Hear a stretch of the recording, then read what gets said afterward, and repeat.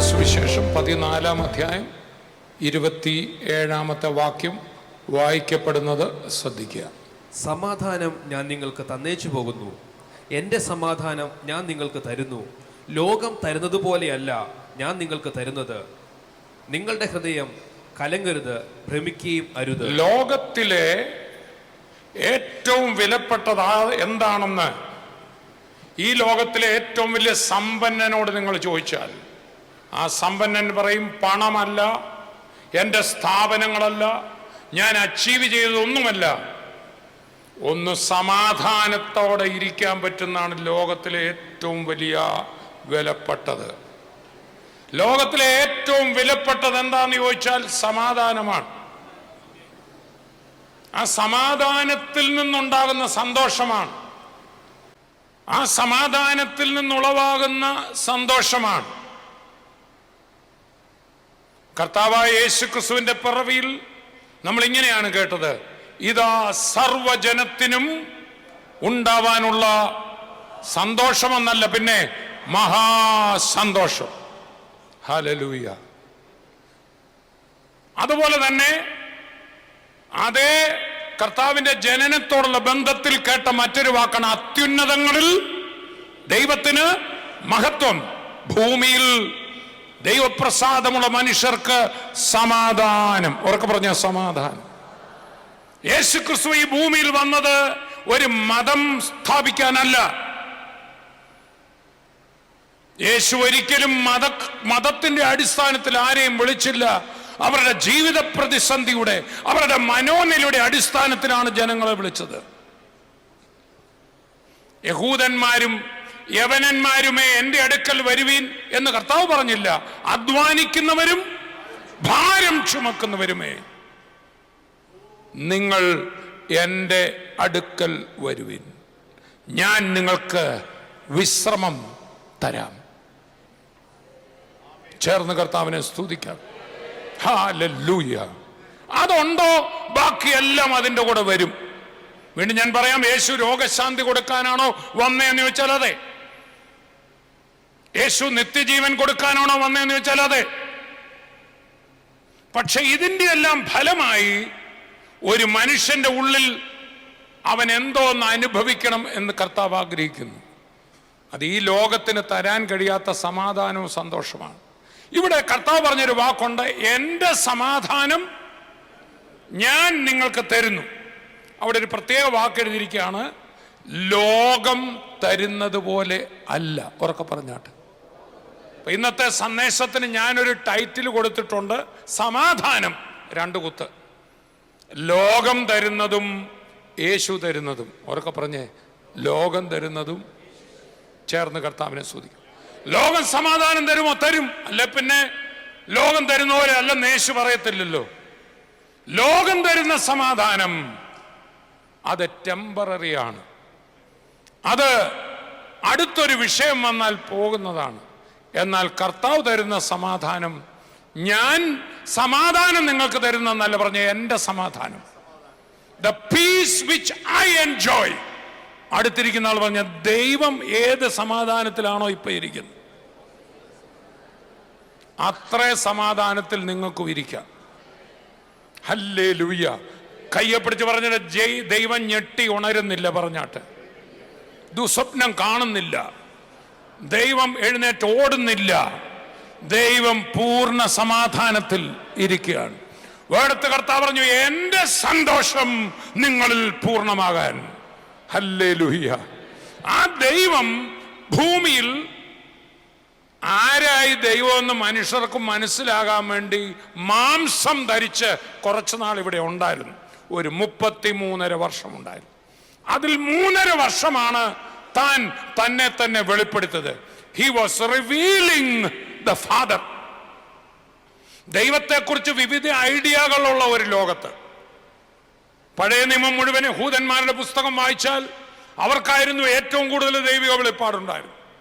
അപ്പോൾ തന്നെ അപ്പോസ്തലപ്രവൃത്തി 17 വായിക്കുമ്പോൾ ഒരു വിജാതീയ ക്ഷേത്രം സന്ദർശിച്ച പൗലൂസ്, നിങ്ങളെല്ലാം കുഴപ്പക്കാരാ എന്നൊന്നും പൗലൂസ് പറഞ്ഞില്ല. നിങ്ങൾ എത്ര ഭക്തരാണ്. അവരെ വിഗ്രഹങ്ങൾ നിറഞ്ഞ സ്ഥലത്ത് അവരുടെ ഒരു വേദിക്കല്ലിൽ അജ്ഞാത ദേവന് എന്ന് എഴുതിയിട്ടുണ്ടല്ലേ. വണങ്ങുന്ന കണ്ടപ്പോൾ പൗലൂസ് അവരോട് പറഞ്ഞത്, നിങ്ങൾ ഭക്തരാണ്. ലോകത്തിലെ എല്ലാ മതവിശ്വാസികളും ഭക്തരാണ്. കൊർന്നല്യോസ് എന്ന് പറയുന്ന ഒരു വ്യക്തി യഹൂദനല്ല, ക്രൈസ്തവനല്ല. അദ്ദേഹം ആരാണ്? ഒരു അക്രൈസ്തവനായ താൻ ഭക്തനാണ്. ഉറക്കെ പറഞ്ഞ ഭക്തനാണ്. ദൈവഭക്തിയിൽ താൻ പ്രാർത്ഥിക്കുക മാത്രമല്ല, ദൈവികമായ തനിക്ക് കിട്ടിയ ഒരറിവിൽ ദൈവം നല്ലവനാണെന്നും ദൈവം നന്മ ചെയ്യുന്നവനാണെന്നും ഉള്ള ബോധ്യത്തിൽ താൻ എന്ത് ചെയ്യുമായിരുന്നു? പാവങ്ങൾക്ക് നിർലോഭമായി വാരിക്കൊടുക്കുമായിരുന്നു. Praise the Lord. അല്ലേ?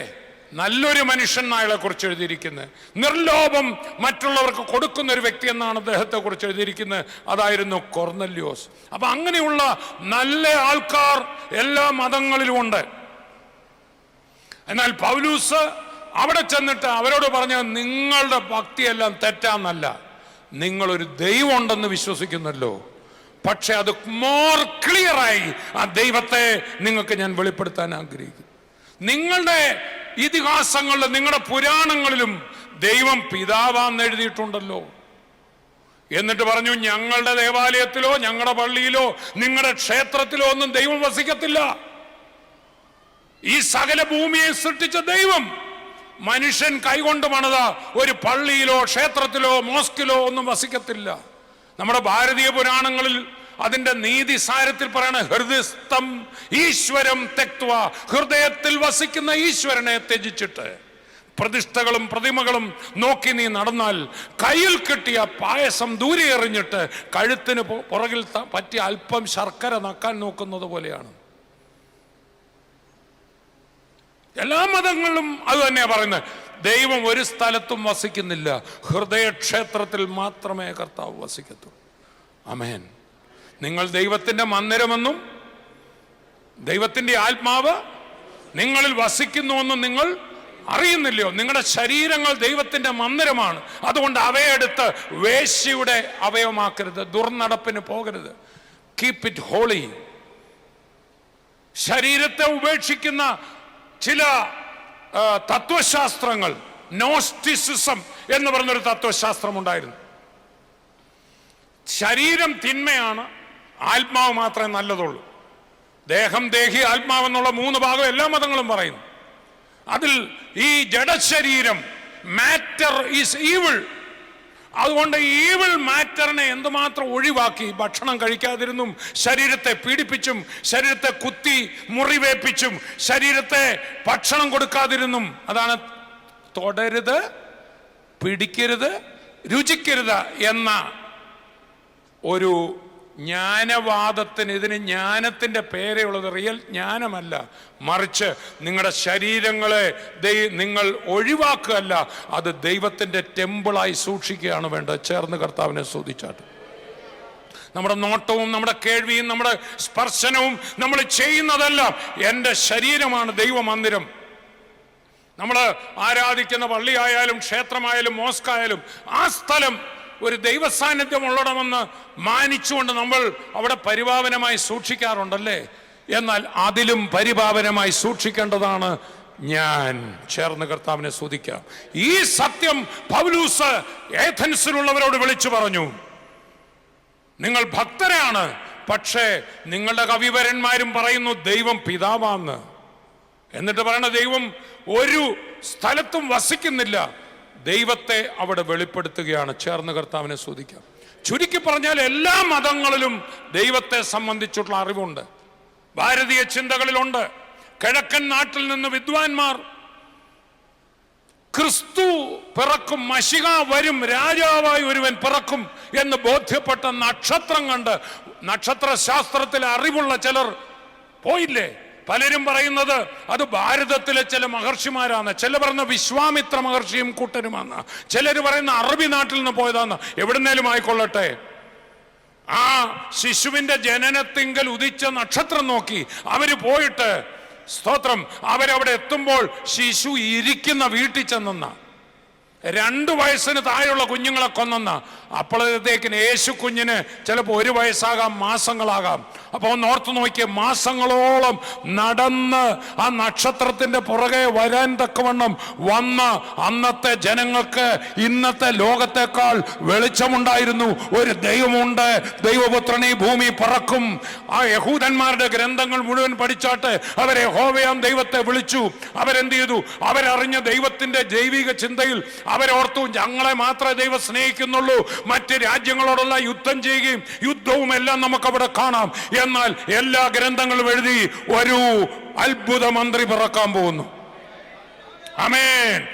ഒരു ശിശു നമുക്ക് ജനിക്കും, ഒരു മകൻ നമുക്ക് നൽകപ്പെടും. അവൻ അത്ഭുത മന്ത്രി, വീരനാം ദൈവം, നിത്യപിതാവ്, സമാധാനത്തിന്റെ പ്രഭു. യേശുവിന് കൊടുത്ത പല പേരുകളിൽ യേശു ഈ ഭൂമിയിൽ പിറക്കുന്നതിന് ഏകദേശം 750 വർഷം മുമ്പ് പ്രവാചകൻ 7-8 നൂറ്റാണ്ടുകൾക്ക് മുമ്പ് പറയാ, സമാധാനത്തിന്റെ പ്രഭു വരുന്നു. അവരൊത്തിരി പ്രഭുക്കന്മാരെ കണ്ടു, അവര് പല രാജാക്കന്മാരെ കണ്ടു, അവര് ദാവീദിനെ കണ്ടു, അവര് ശൗലിനെ കണ്ടു, അവര് പല രാജാക്കന്മാരെ കണ്ടു. അവരുടെ ഒന്നും കാലത്ത് വാള ഉറയിലിട്ടില്ല. രക്തച്ചൊരിച്ചിൽ, ഇന്ന് മണിപ്പൂരിൽ നമ്മൾ രക്തച്ചൊരിച്ചിൽ കാണുമ്പോൾ, ഇന്ന് രക്തച്ചൊരിച്ചിൽ ഇല്ലാതിരിക്കുമ്പോൾ ഒരു പ്രഭു വരുന്നു. നമുക്കൊരു ശിശു നൽകപ്പെട്ടു, നമുക്കൊരു മകൻ വന്നു. അവന്റെ പേര് അത്ഭുത മന്ത്രി. നമ്മൾ ഒത്തിരി മന്ത്രിമാരെ കണ്ടുന്നു. മന്ത്രിമാർക്ക് വേണ്ടി പ്രാർത്ഥിക്കണം, നമ്മുടെ പ്രധാനമന്ത്രിക്ക് വേണ്ടി പ്രാർത്ഥിക്കണം, മുഖ്യമന്ത്രിക്ക് വേണ്ടി പ്രാർത്ഥിക്കണം. എന്നാൽ അത്ഭുത മന്ത്രി ഒരുവനേ ഉള്ളൂ. അവനെ കുറിച്ചാണ് ഇന്നിവിടെ പ്രസംഗിക്കുന്നത്. അവന്റെ പേരൊന്ന് വിളിച്ചു പറഞ്ഞാട്ടെ. 4 വർഷം മാറിയിരുന്ന, 4 വർഷം യുദ്ധം ചെയ്ത ഒരു ഭർത്താവിനെയും ഭാര്യയും ഒന്നിച്ചു കൂട്ടി അവര് തമ്മിൽ സമാധാനം കൊണ്ടുവന്ന ഒരു അത്ഭുത മന്ത്രി ഇന്നിവിടെ വന്നിട്ടുണ്ട്. അവന്റെ പേര് വിളിച്ചു പറഞ്ഞാട്ടെ.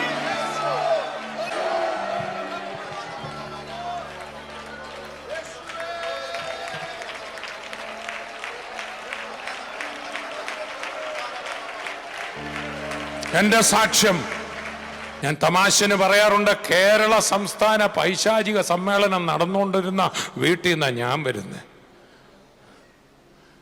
ഇഷ്ടംപോലെ വസ്തുക്കൾ, പണം, പക്ഷേ വഴക്ക്, അലോഹ്യം, രോഗികളെ കൊണ്ട് നിറഞ്ഞ വീട്, ബിസിനസ് തകർച്ചകൾ. ഒരു വീട്ടിൽ 4 മുറിയിൽ രോഗം ബാധിച്ച് ഒരു പെങ്ങൾ 2 കിഡ്നിയും പോയി, ഒരു പെങ്ങൾ മാനസിക രോഗിയായി, എൻ്റെ ഗ്രാൻഡ് ഫാദർ തളർന്ന്, എൻ്റെ അമ്മയ്ക്ക് മെൻ്റൽ ഡിപ്രഷനായി, ഒരു ബാങ്ക് ഉണ്ടായിരുന്ന തകർന്ന്, ഒരു എസ്റ്റേറ്റ് വാങ്ങി, അവിടെ പ്രശ്നമായി. ഞാൻ ചങ്ങനാശ്ശേരി SP കോളേജിൽ ഏറ്റവും നല്ല മാർക്കോടെ വന്ന ഞാൻ കള്ളിനും കഞ്ചാവിനും ചീട്ടുകളി സങ്കേതങ്ങളും തകർന്ന് ജീവിതം നശിച്ചു കിടക്കുമ്പോൾ വീട്ടിൽ രാത്രിയിൽ ഞങ്ങൾ കൊതിച്ചത് കുറച്ചുകൂടെ പൈസയ്ക്കല്ല, സമാധാനം.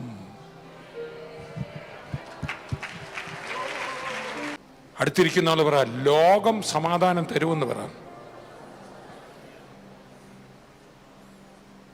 അത് ചുമ്മാ മിന്നുന്ന ഒരു പൊന്ന് പോലെ ഉള്ളൂ.